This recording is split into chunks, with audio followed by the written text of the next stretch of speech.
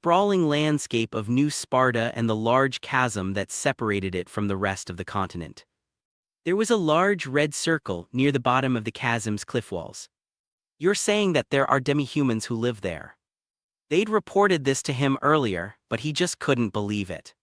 The chasm had somehow unearthed a hidden civilization under the crust of the world, and this civilization was filled with demi-humans, mankeys, satyrs, komodos.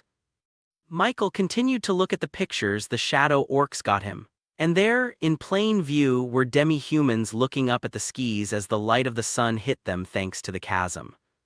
"We've tried to get a better view, but they were quite defensive. Even our shadow orcs couldn't get in 1 foot across the threshold without risking getting caught. We figured that we need to wait for your approval before we truly try and break into this place," said Sasuke. Demi-humans living underground, it wasn't that much of a surprise. Although the discrimination of demi-humans were outlawed, there were still some traces of them left in society. It couldn't be helped. There would always be opinions that couldn't be changed. Michael guessed that these demi-humans had once been part of the world but found that they were not accepted into their place, so they made their own. Of course, the opposite could be true as well. They could have all been originally living underground and was now only getting acquainted with the overworld. But seeing as the demi-humans in these pictures wore tattered modern clothes, he guessed that they had only recently taken refuge underground. "We weren't the only ones who discovered them," said Naruto. "The humans were the first to discover them. They were trying to inspect the chasm to see if building a bridge was feasible, but before they could finish they were shot down with arrows." They gave him another set of pictures. This time it was of bright red-furred creatures. Red mankeys. Michael hadn't seen their kind at all. He'd seen yellow mankeys, he's seen blue mankeys, but never the red ones. He knew only of their existence thanks to the other Mankey species having records about each other. They always talked about the 3 major tribes, the Mankeys whose fur coincided with the primary colors. In fact, he'd even heard about the red Mankeys existing in an unknown village that had never yet been discovered by any humans. Michael had been searching for them all this time. Could they be the ones he was looking for? Were they not in any maps because they were underground? Michael focused on the red Mankeys in the picture. Their most prominent features were the grease lines on their faces, like guerrilla warriors complete with the band over their heads. They had crude weapons by their sides, spears made out of wood, hemp and stone, primitive axes, bows. Unlike the other demi-humans in the picture, these red Mankeys looked to be completely native to the underground. Michael was curious to learn more about these new Mankeys. After all, the yellow Mankeys proved to be talented in construction, engineering, and other jobs like that. The blue Mankeys were talented in entertainment. Some were orators, some were singers, musicians, theater actors, and such. These were all talents that seemed tied to their very species itself. So what would the red Mankey's talent be? That wasn't the only thing that he was interested in. After all, Mankeys were not the only ones living in that underground civilization. There were komodos as well. Now, Michael knew that the komodos weren't all talented as a species. The dragonborn siblings came in with their other tribe and family members, but not all of them gained the same irreverent talent as they did. However, there was a good chance that they could also advance their evolution to be a dragonborn. It was a small chance, but a chance nonetheless. "Keep surveillance on them," he told the orc chieftains. "But don't cross any of their boundaries. It looks like they don't really want to interact with the outside world. We'll only be lowering our chances of cooperation with them if we do that. It'll be best if we walk down to their doors and talk face to face." He intended to visit them soon, but not now, especially not when the Dragonborns were still in the middle of their evolution. He'd have a better chance of getting them under their side if they saw the Dragonborns in their full glory. "As you wish, Lord Michael." Michael returned to the training area and still saw Zion playing around with his new dragon body. But this time there were 2 of them. "HHHA, you cannot beat me, young one." Both of these dragons had red scales. One had a slender body, sleek. One could even say that this dragon was beautiful by normal standards. Even his movements matched that regality and beauty. The dragon gracefully moved his wings to make sure it didn't bother anyone around him while also flaunting the membranous wings around.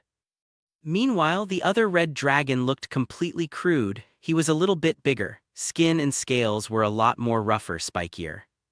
And his movements could be comparable to a little child just learning how to walk. His every movement caused the ground to shake, every tail wagged, destroying something around him.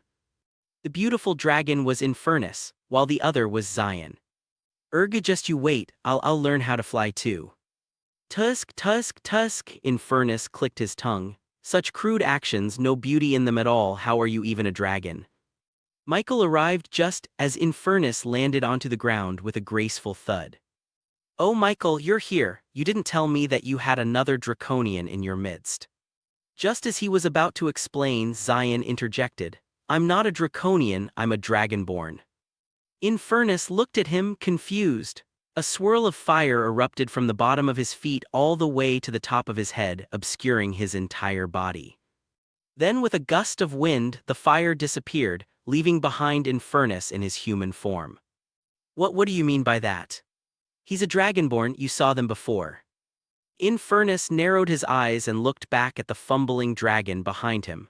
You mean to tell me he's one of them, the one who could? The young draconian's throat bobbed up and down as he remembered that ancient roar. I don't believe it, he said. Hey you, turn back so I can see your true form. Zion turned to him, raising his wings. I don't know how. Infernus' jaw dropped. What do you mean you don't know? Do you also not know how to open your eyes, how to breathe?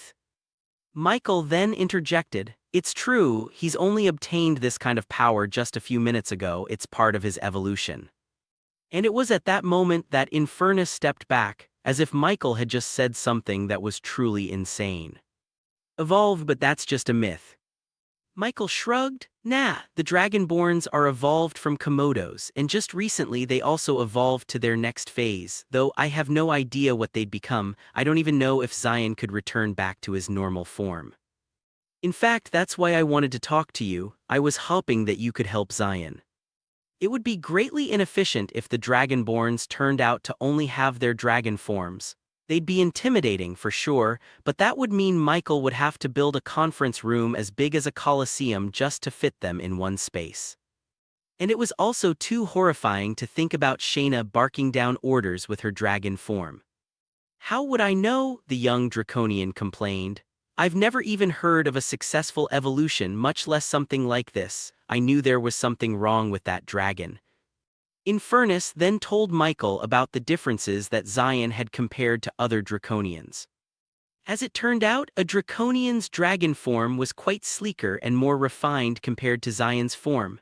They were also smaller, at least for the younger ones. One would have to grow a lot older before they grew to the size Zion was now. There were a lot of other subtle differences too, like having different bone structures, different bone density, differently placed organs, and other such things. It truly looked like Zion was a whole different species himself. His heart too, it's different. His draconian spirit is in the wrong place. Draconian spirit was what they called ability power for them. There's another chamber, Infernus said, confused. I don't know what that is. Michael observed Zion too and noticed the discrepancy. Now that it's been pointed out, he saw the unknown chamber in the Dragonborn's heart. It was like seeing that a human had another liquid flowing through his veins other than blood. This would have been a point of worry for him, but thankfully it seemed to be empty now. It was benign. Can you try and tutor him on how to control his powers? He asked. Infernus shrugged. I'll try, but that kid is just so devoid of beauty that I don't really see the point in training. Thanks. But just as he was about to say those words, he heard another notification come through from his Unity clones. The eggs were showing signs of movement. And that brings us to the end of this chapter. This is Jason Audiobook, and I just want to give a huge thank you to every single one of you for staying all the way through. Whether you're listening to relax, to escape, or to dive deeper into these incredible worlds, your time and support truly mean everything. Every like, every comment, and every share helps this channel grow and allows more stories to come to life in audiobook form. You're not just listeners, you're part of this journey. If you have a web novel you'd love to hear turned into an audiobook, don't hesitate to send me a DM. I'm always looking for new adventures to bring to the channel, and your suggestions could be the next big story we dive into.